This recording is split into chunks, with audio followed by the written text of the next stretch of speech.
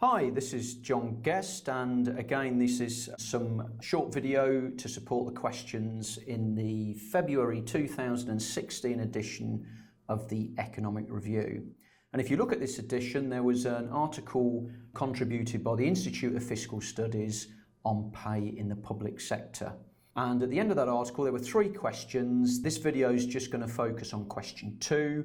If you go to the online resources, you'll see some text answers to questions 1 and questions 3. So all I've done here is just put the questions up on the screen just to refresh your memory. So the questions were, this is obviously just question 2, draw a labour supply curve for policing. So that's the first thing we're going to do. And then what impact will each of the following 2 factors have on that labour supply curve? And those 2 factors were what would happen to that labour supply curve if there was an increase in the wages that could be earned in alternative jobs. And this is referred to in the article as the outside option. So let's imagine that you could get a job in the police force, or you could get a job, I think the article uses the example as an accountant. Now let's imagine that the wages that you could earn in accountancy increased relatively to what you could earn in the police force. So therefore the opportunity cost of working in the police force, the wages that you're giving up, is going up. And we want to look at how we can model that using the labour supply curve. The second factor is what happens if there's a decrease in the proportion of crimes involving violence in the area where we're looking at recruiting or that particular labour market for the police force. And we're going to sort of assume here that people who are going to join the police don't like violent crime. It's a disamenity of the job. So first of all, we'll draw a labour supply curve and then we'll look at the impact these 2 factors have on that labour supply curve. So here we've got some axis, and if we look, I'm just going to hopefully draw a little line here. If we focus on what's on the y-axis, that's the wage rate per hour of working in the police force. And if we look at the horizontal axis, we've got quantity, and actually this is the quantity of police hours. And you can think of this as a sort of combination of 2 factors. This is a combination of the number of people who want to work in the police force and the number of hours those people actually want to work. So it would be the number of people that want to work multiplied by the number of hours that they want to work. So in some ways, this horizontal axis, this quantity, is a little bit unusual and a little bit different perhaps from quantity variables you've seen on these diagrams before. So, okay, the question was, let's draw a labour supply curve for policing. And I've just drawn it with this green line. I've just drawn it as a straight line. It doesn't have to be, it just makes it a bit easier. And I've just labelled this, if we look at the diagram, LS superscript P lower script 1. So this is just the labour supply for policing. And you can see we've drawn it with a positive slope. It's an upward sloping line, because what are we assuming here? Well, let's take this point here, point A, which I'll just circle. So let's just focus on this point for a minute.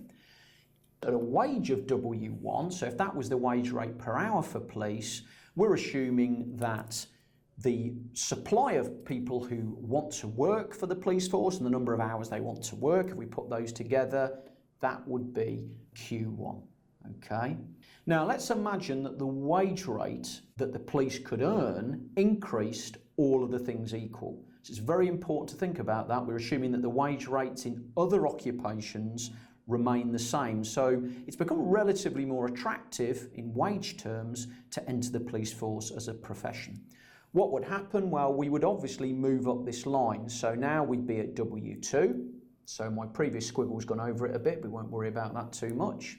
And we can see at point B, we move along the line, and we're now saying that as the wage rate increases from W1 to W2, all of the things equal, the number of people who want to work in the police force and the number of hours they want to work increases from Q1 to Q2 on the axis.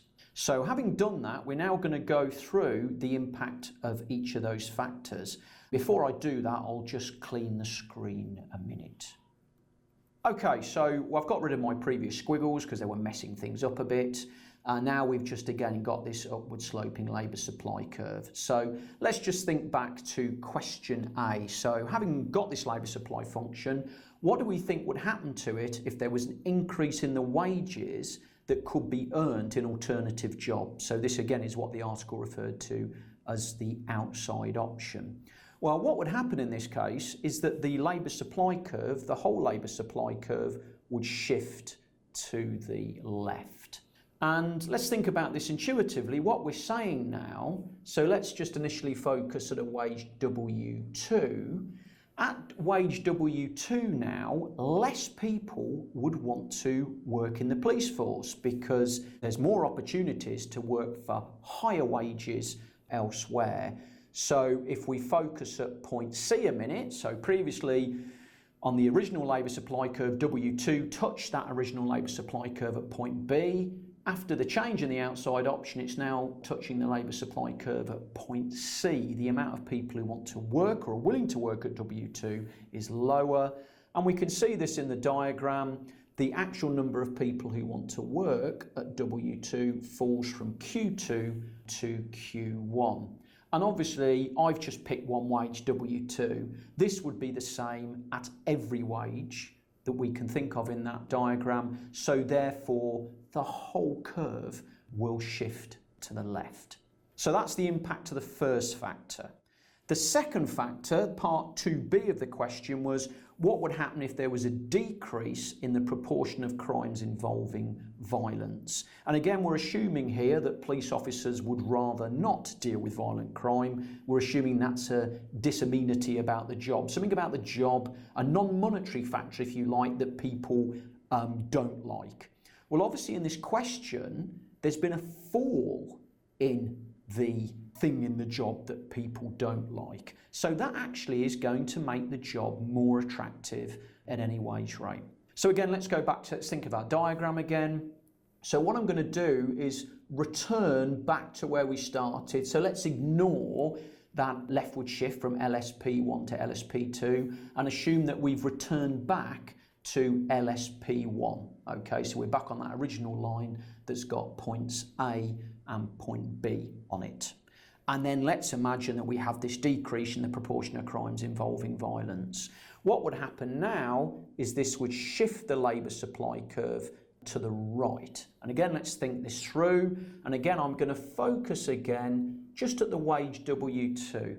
Okay, so now on wage W2 compared with where we were originally, more people would want to enter the police force, or those who work in the police force would be prepared to work more hours because the unpleasantness in the job has fallen. So therefore, more people are willing to do it at that original wage rate. So now we've illustrated that in the diagram.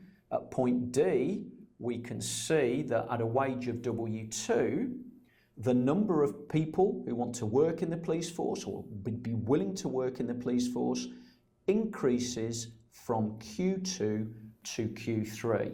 And obviously, to repeat the point that I made before, we're just looking at the wage W2. This would be true for any wage that we picked on this axis. If we picked any different wage, we could make the same argument. At that given wage, all other things equal, now more people would be prepared to work because the unpleasantness in the job has fallen. Okay, well, I hope you found that useful and a good guide to how to attack question 2. Obviously, the answers to questions 1 and 3 are just in text format on the online resources. Thanks for listening, and hopefully we'll be looking at some more video answers to the next edition of the Economic Review.